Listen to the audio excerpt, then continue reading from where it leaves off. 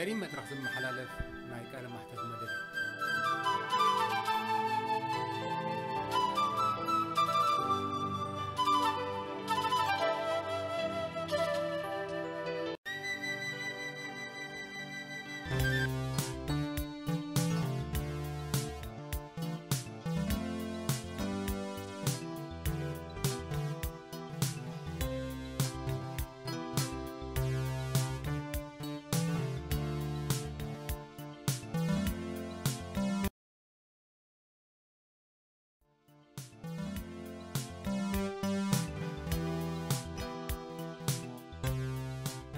Chairperson, distinguished delegates, ladies and gentlemen. My name is Vanessa Tsehaye.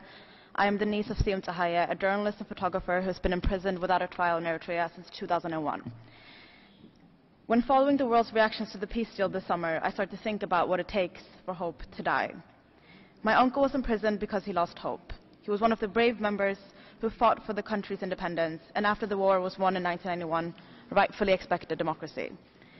In 2001, he, alongside other journalists, members of the Eritrean regime, who also had publicly demanded change, were imprisoned without a trial.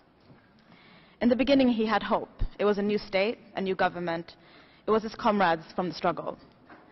But that could only keep him hopeful for a short time. Because of the government's policies, behavior, and lack of democratic progress and commitment, he started to publicly push for change. Like I said, he was imprisoned in 2001 without a trial. The last time I interacted with Eritrean regime officials in this manner was at the African Commission on Human and People's Rights in Banjul, Gambia. The reply I got when I asked when the suffering was going to end was that the second the situation with Ethiopia was going to be resolved, once the border was demarcated, my uncle was going to be released and everything was going to change. That has been the government's official line since 2001 to justify everything that has happened since then.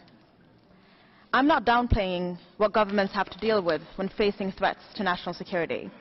It happens all the time. But you have to deal with it in a legal and proportionate manner. The Eritrean regime's response has neither been legal nor proportionate. The government has refused to implement the constitution. There hasn't been a legal declaration of emergency where their actions receive neither ex ante or ex post authorization.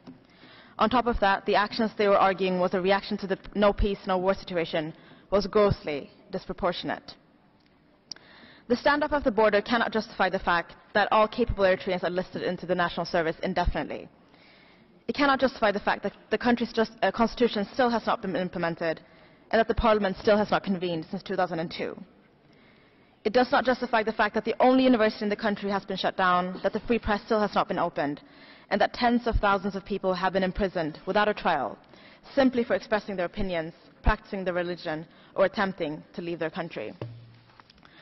It does not justify the fact that my uncle and his colleagues, who were imprisoned all the way back in 2001, have not received a day in trial, and that their family members are still waiting to hear anything about their loved ones.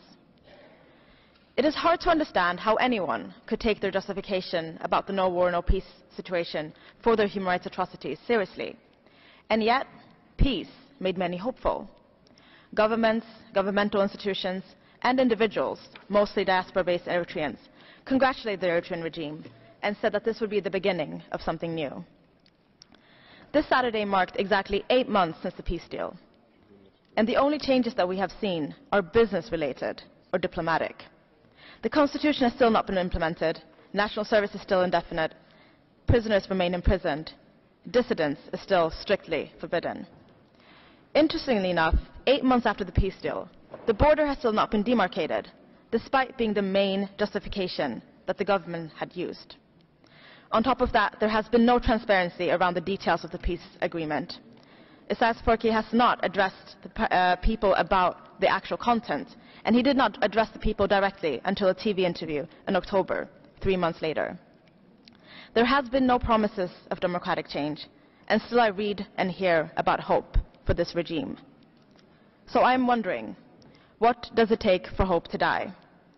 When the human cost of the Eritrean regime rule has been so high, and they have shown no signs of improvement, what makes so many people and governments around the world remain hopeful? What we have been seeing from the European Union, from the individual member states, from the United States, from Ethiopia, Somalia, Kenya, and many other countries is not hope. It cannot be. Because hope cannot exist in a vacuum. Hope needs the very least evidence of intent to exist and evidence of progress to persist. Hope has an expiration date, and in the Eritrean regime's case, it is long overdue. What we're seeing is simply the language of hope being used to camouflage self-interest at the expense of the well-being of the Eritrean people. My favorite law professor taught me to always apply the hurt test when analyzing social, legal, or political situations. If I do this, then who will be hurt? I urge you to do the same. I know this is not hope. So whatever it is that you have, whether it's personal, commercial, or geopolitical interest, I urge you to apply the hurt test. I urge you to think about my cousins who haven't seen their father in 18 years. I urge you to think about the people who remain in prison. I urge you to think about every single person in the national service who are victims of sexual abuse and whose perpetrators are never taken to trial. I urge you to think about the Eritrean people and the impact your support has on the prolonging of their suffering. Thank you.